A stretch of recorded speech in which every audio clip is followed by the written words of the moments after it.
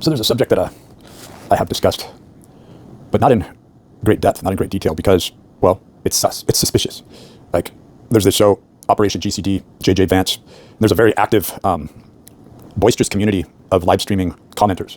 And one of the commenters, I'm not going to name them out, but always says, JJ's sus, S-U-S, like suspicious or suspect, or this person's sus. And it's funny, but it's not, because that's what this society is all about. It's sending these alarms. This is what cancel culture hinges on. So in that respect, it is very funny, I think. And it has to be taken in that way, because otherwise, the absurdity of reality and the way that things really are, harkening back to the times of Babylon. When we do talk about times, we're talking about eras, moments of repeat, or like time signatures, right? In the Gnostic texts, they call them the eons or even the aeons, right? And these are marked by not just zodiacal transactional events, right?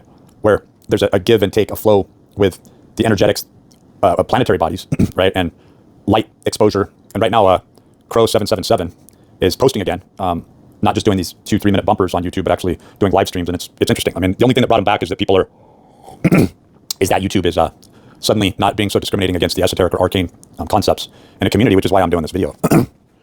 All these ideologies lead back to sun worship. All sun worship, you know, if you want to see it as more Dionysian or ISIS-styled cults that lead on to Horus and Thelema, however you want to pronounce it, the Crowley magic. You can. But it leads to the auspicious inference of a godlike transcendence through the sexual identity. And the sexual identity is a sort of unlocking of a specific glandular combination that gets into some pretty, what most people would see as dark areas, but others that are really, you know, like why is it that, oh, you can go right to the edge, you can go right to this darker liminal area, but you can't go beyond that in discourse and discussion to unveil this and to look deeper at it and to go, look, we need to know what the fuck's going on, right? So by now, you know, you've seen the rise of all these YouTube channels and websites that are talking about very curious things, everything from UAP, UFOs, cryptids, skinwalkers, Bigfoot, right? I mean, for a long time, that was just so laughable, right? Montauk Project, right? All these different projects. There's so many and there's too many. Koza Rev Mirror. I mean, all of this stuff, how does this all tie in together? What is the commonality? How is everything related back, right? And so you start to look at events, time and events, and marked events, moments, right? That are marked by a certain eye of the beholder or a noticing by the majority, right? And the majority deciding what is reality, what is real, and what is real is the experience. What is real is the excited field. What is real is the expression. So when they say love transcends, it is the most marked transcendent, true love, real love is the most marked transcendent aspect, a cathartic metanoia comes about, right? But on a very dark scale, lust, which is an anti-principle is what I call it, to love, a physical love, a physical owning, wanting, yearning, harkens back to this magic, right? With a K, because this is sex magic. So how does sex magic have to do with, what does sex magic have to do with all this? Why is it that it's all tied together, right?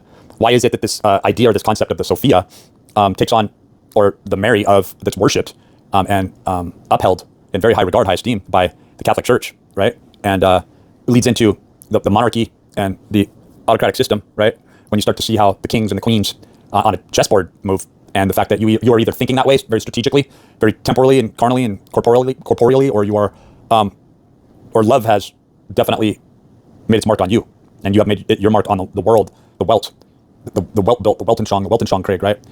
Through all parallax potential views.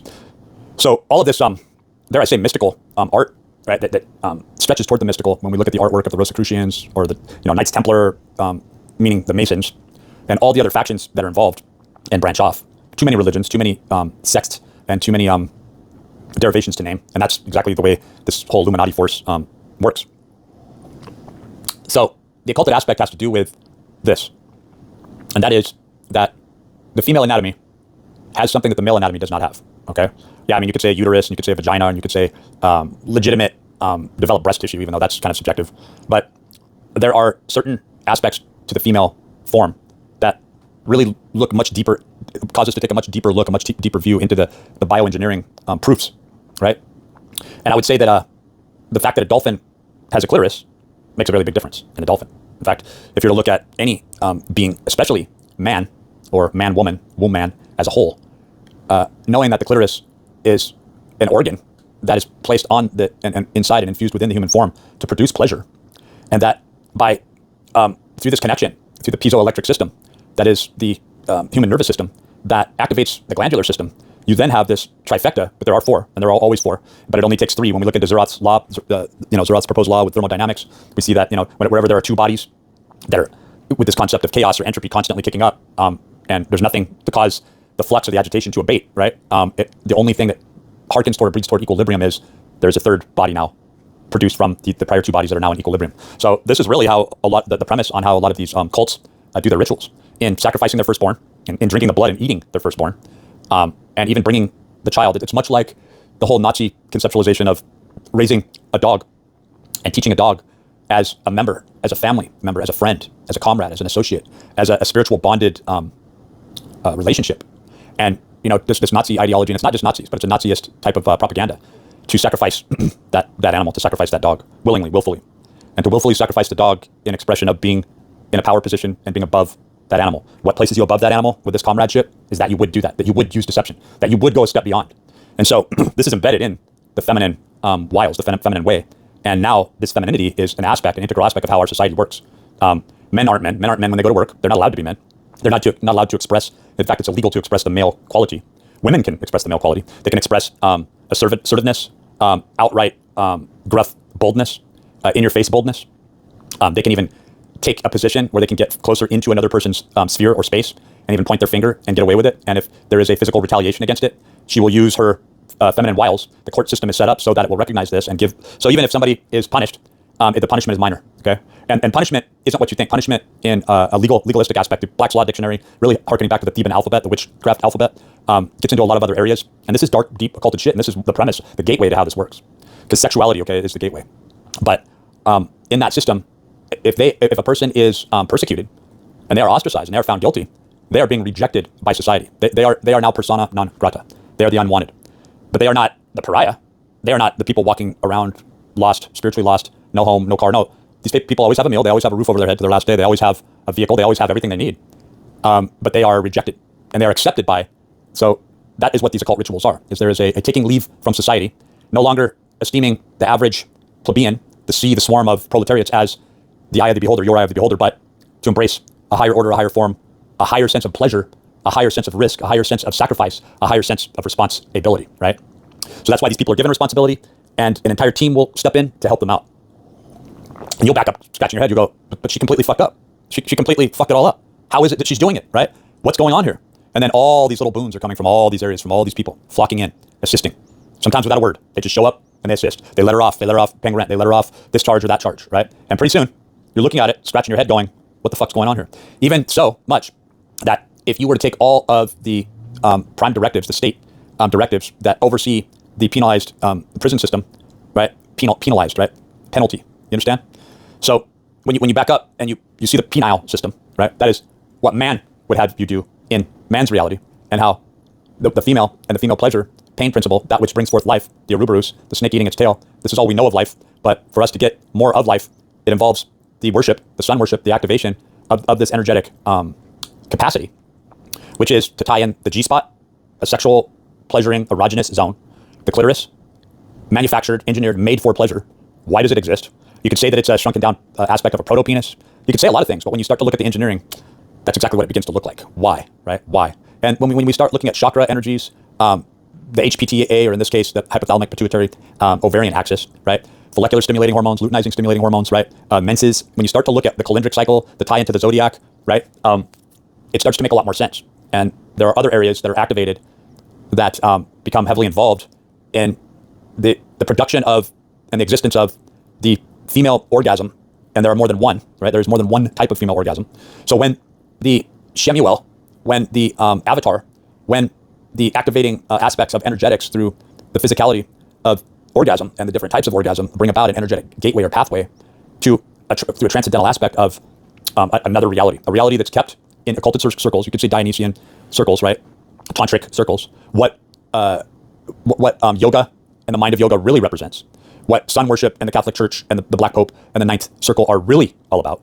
Why it seems so antithetical to go, wait a minute, on one side, here you are talking about Jesus and this, and it's like, do you see where Jesus takes place in the entirety of the entire picture? And more so how each disciple, including Mary, John, more so James, next to Jesus, John the Baptist, Mary, right? You could say it's almost in a pecking order. Each took their turn as the head practitioner of what some would say, and I'm not inferring this, but if you look at Ralph Ellis's work and then you begin to kind of look at what Michael Tessarian was studying over the past decade or so, and I'm not saying that he's implying this, but then you kind of jump tracks and you go over toward Jason Reza-Georgiani with Prometheus, Amon Hillman and his Satanistic view, and Neil with Gnostic Informant, who's sitting back tripping out on everything, right? But he's seeing it from a certain point of view. He really wants to be convinced that Christianity, and he's looking for that crucial piece of information that says, make me Christian, right? Show me conclusive proof. Don't even show me conclusive proof. Show me that this is the way, and that is what the religion was called, right? So you get into the aspects of the things that Ralph Ellis talks about and writes about, and I would look into that. I'm not going to go into that here, but it's an amazing series. I watched every single one of them a couple years back, and really good historicity there, right? I'm not saying that he knows it all, but what I'm saying, I'm showing you the left out component here. And then you have the Skene's gland, right? That produces this connection, right? Through a development of the sexuality, right? That ties all of the HPTA, or like I say in this case, not the testicles, the testicular aspect, but the male component is used in through the gratification of the female orgasm. Okay, so when you talk about union, when you talk about the production of the pure sun, when you talk about an offspring, when you're looking and referencing this to thermodynamics and the agitation that Jesus talks about through the Coptic Gnostic archives, if you really want to look at it, look at the Gospel of Truth, again, the Gospel of Mary, the Gospel of Thomas, the Gospel of Judas Iscariot, right, and others, right, the Apocryphon of John, right. When you begin to look at all these Gnostic texts, you see what is being inferred and what seems so cryptic, and how this gateway must be an aspect of ourselves. It must both be present in a physical way, and then it must be deciphered through cryptology, much like John Dee's hieroglyphic monad. You begin to see a shaping, a forming, where the gateway becomes undeniable, and that it is the development, not just in women, okay? Because what's happened here is this allows the transcendental notion, the transcendence, if you want to call it remote viewing and hide behind that, go ahead. But it's the ability to come up to this heightened, excited state of mental awareness and to occupy and to be in a sort of auspicious or omniscient state, to be an aspect of anything, anywhere where the will goes, right? Where attention goes, energy flows, right? You can't look past these monikers. So when you get into intentional copulation with the intention to procreate, and there's the involvement of the 13, and might I say there is an aspect to the 13th. It ties directly into the 6 main spheres when you're looking at Metatron's cube and the break-off of the tree or the seed of life that the Jews heavily implied. And we're talking about Talmudic or Kabbalistic magic. And what that means is these anti-principles are a fork or a breaking off for added superfluous spheric or orbital orb, not spheres because they're not developed. They require one another. That is, in my opinion, the differentiation when you're talking about an orb or a sphere. The sphere is like a standalone, like Sarka is a standalone, self-emanating angel, if you will, principle, choosing principles, and also having this activated force. So knowing or being wise, or how they call people that are uninitiated, and what initiation is the developmental aspect within your own body, within your own person, that leads back to prior lifetimes, leads toward the unlocking of this gateway through this sexual union and expression that is a Merkaba or a machine that can interact with, and it really does get into first substance, prima materia, materia prima, right? Again, it gets into John Dee's hieroglyphic monad. It gets into the number system, and how the number system itself, from an anti-principle perspective, is erotic in its ontology or its nature. So again, the thing that I say over and over again is there something very unnatural about nature? Well, to say that, you're harkening back to Wicca, you're looking at Luciferianism, but you're also, the heavy implication is, more than an implication is that the teleological aspect, the outcome aspect to ontology itself, and the order, the epistemological order or systemization of this, when you look at the number system, that is what this binary code, this codes, if you will, this cryptology points toward this gate, or this unlocking through the pleasure principle, which is an integral aspect of sacrifice.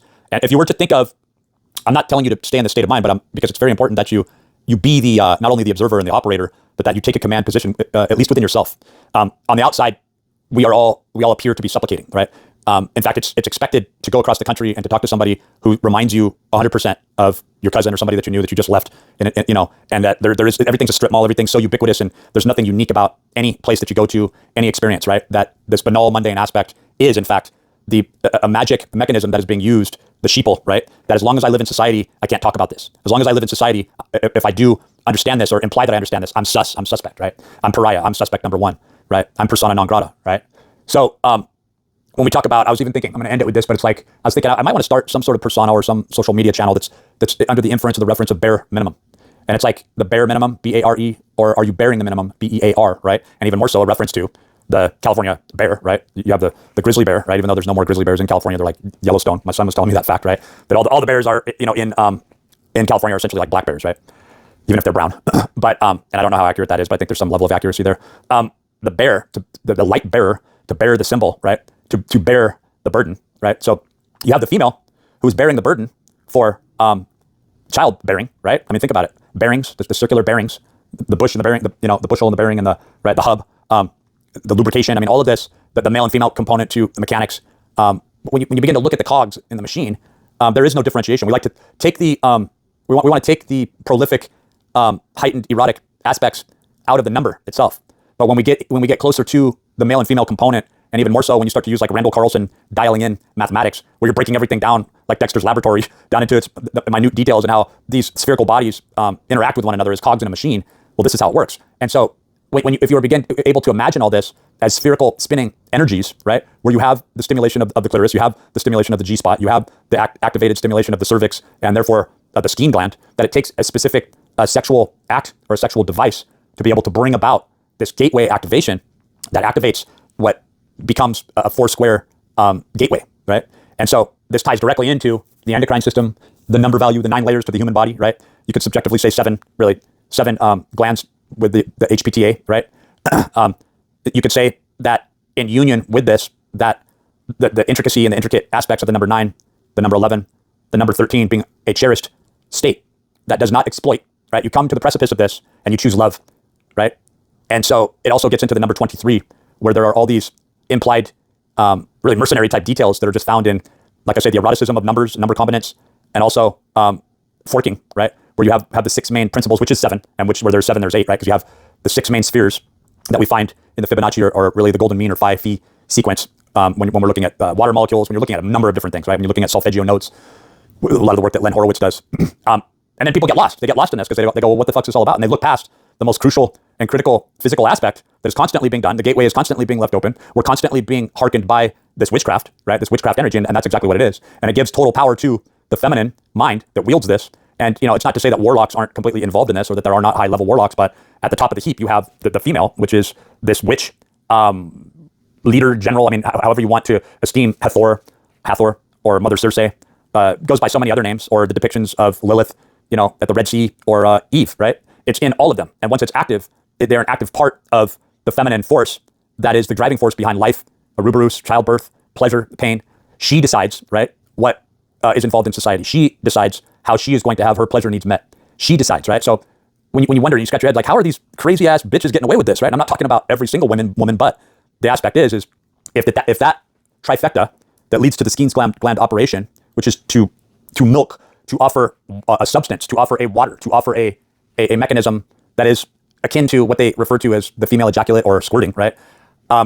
It's not just a lubricating aspect. There's like this almost superfluous measure of ejaculator release that is not just like the male component of a male ejaculate, right? So it's this pleasure principle that becomes so unique, universally speaking. And so this gets into a lot of the bestiality and a lot of the really sick things, and then it leads directly into a lot of the stuff that's going on with CP and child abuse.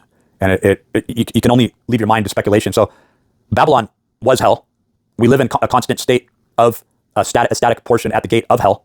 Once this gate is released, once it is observed by the broad or the vast majority, and they begin to choose this, while others in refraction have to go, no, I'm not going to walk this middle ground at all. Like all of these sexual acts, all of this this heightened state of awareness, alertness, only propagate the activation of this gate and lead to corruption. And this is the truth. So this is really what probity and piety, or the observance of principles, is really all about. And it is a war. It's a war between two entirely disparate factions of people. And though for a time it appeared like you could work in an office and that this person was just a little freaky deaky or did some Wiccan or witchcraft or cosplay shit on the side, right? And you might even be in some sort of cosplay or furry convention with somebody who's like, no, I'm Christian or whatever, and I don't do drugs and I don't sleep around, but I just like to do this and play with this. It's fun, right? Well, you have this idea of a separation, right? Where there's a compartmentalization, and then there's the little rift turns into an entire chasm or a canyon that's set between you and that other individual, and it comes down to choice. It's not like the tree of knowledge, right? And the tree of life. The higher tier is when you have the knowledge and you still choose life. And this is what the bonesmen are all about. This is what the whole fascination with death is the fact that and this is what the red rite ritual is about, when you understand this integral aspect of the female orgasm and how the female body is in fact a gateway, and that those two legs and the sexual act, the sexual copulation, is the two pillars, right? When you begin to see this, that it was engineered and that it has been bolstered and it has been harnessed and honed and it has been very well occulted, right? Behind sigils and symbols like the Starbucks siren and the Target, the punked, the cypherpunk, or yeah. So it's all there. It's all there. It's all there on the side of the Masonic Hall, right? In the symbols and the sigils. It's all there in the sexual practices. It's all there in Thelema. It's all there in Satanism. It's there in Mormonism. It's there in Scientology. the secret has been revealed. It's the same secret over and over again. It's the secret behind eating Jesus, eating the flesh of Jesus and drinking his blood. It's that all of these wings and these arms are, in fact, the worshiping of, and information has not been occulted from you. It has been out there in the open. In fact, most people are very aware of this, and they just haven't gone through the conditional status to actualize or activate and in turn say, I did this, or I'm doing this, I'm in the process of doing this, right? Because there's another component, and that is when you are not willfully or willingly going along with something in entirety, right? So this is what comes into power.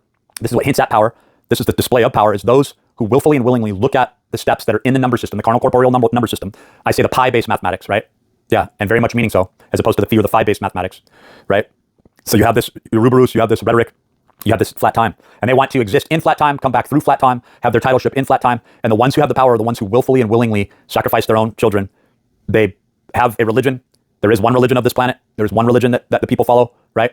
And the one religion is broken off into a deviant anti-principle. You could say the backside of, like the pentagram, right? You could say the backside of Metatron's cube, where you have this plasma state, also a locking in of a crystalline structure, this absolute purity and perfection taking place together as a unity, and then you have the dark side, the backside of this, that sacrifices other people, and you have to see that you're taking the life of and you're exchanging, you're absorbing the energy and the life of all those who come from you, all those who are a part of you, or all those who are akin to you.